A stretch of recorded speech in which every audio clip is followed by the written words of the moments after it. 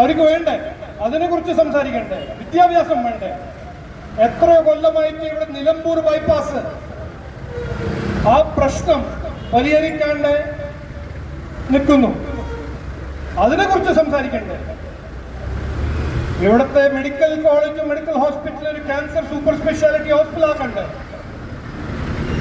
വിദ്യാഭ്യാസത്തിൽ ഇനിയും അവസരം സൃഷ്ടിക്കണ്ടേ?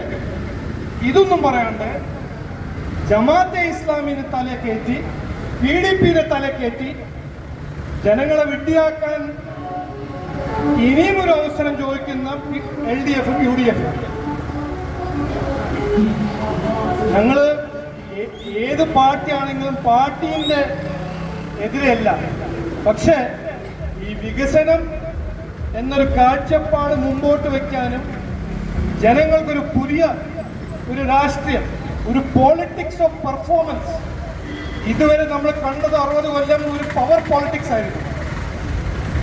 ഇനി ഈ നാട്ടിൽ വേണ്ടതും നിലമ്പൂരിൽ വേണ്ടതും ജനങ്ങൾക്ക് വേണ്ടതും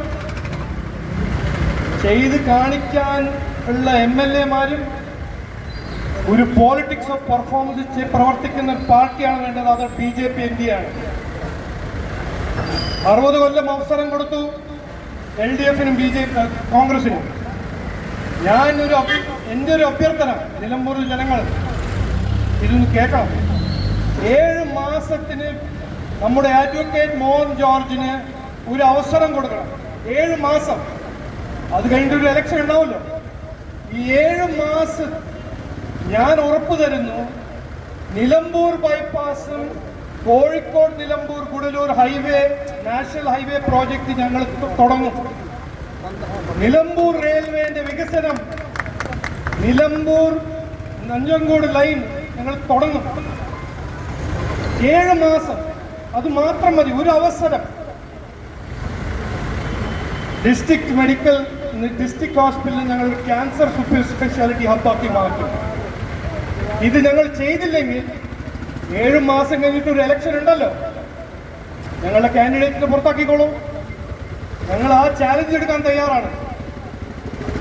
ഞങ്ങൾക്കൊരു അവസരം തരൂ എന്നാണ് ഞാൻ അഭ്യർത്ഥിക്കുന്നത്. ഒരു മാറ്റം കൊണ്ടുവരണം. ഈ പഴയ ഒരു രാഷ്ട്രീയം മാറ്റിയിട്ട് ഒരു പുതിയ പൊളിറ്റിക്സ് ഓഫ് പെർഫോമൻസ് നിലമ്പൂരിലും കേരളത്തിൽ കൊണ്ടുവരണം എന്ന് പറഞ്ഞ് വാക്ക് ചുരുക്കുന്നു. എല്ലാവർക്കും നമസ്കാരം, നന്ദി, ജയ് ഹിന്ദ്.